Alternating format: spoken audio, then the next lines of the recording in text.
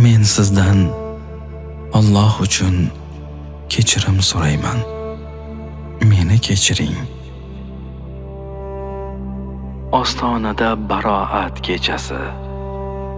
Bugun shom namozi kirganidan keyin gunohlar mag'firat qilinadigan muborak baroat kechasi kirib keladi.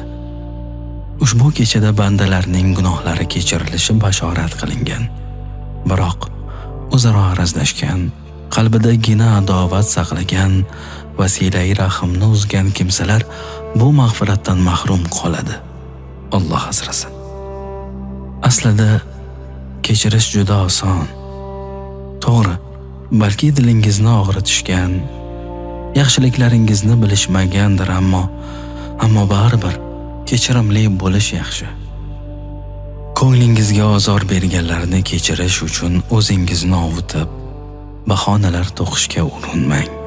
Balki shuncha gunoh qilsangiz ham Alloh sizning gunohlaringizni kechirayotganini, u zot sizga lutf etayotgan beminnat ne'matlarni eslang. Ishoning, arazlashgan yaqinlaringiz bilan munosabatlarni tiklash, ko'ngildagi nafrat izlarini yo'qotish, qalbdagi og'riqni to'liq olib tashlash sizga ancha yengillik beradi. Baroat kechasi gina adovat, nafrat, arazlar, xafagarchiliklar unutiladigan, hamma bir-biridan rozilik hamda kechirim so'raydigan kecha.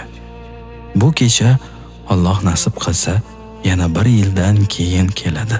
Lekin unga yana kimlar yetadi? Kimlar yetmaydi.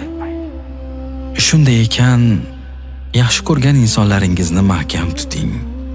Ularni yaxshi ko'rishingizni ayting, xatolarini kechiring. Bir kun kelib kech bo'lishi mumkin-da. Hayot gina saqlashga, g'azabga, rishtalarni uzishga arzimaydi. Ertaga biz faqat xotira bo'lib qolamiz. O'lim ruxsat so'ramaydi. Men sizdan Alloh uchun kechirim so'rayman. Meni kechiring. Ostonada baroat kechasi.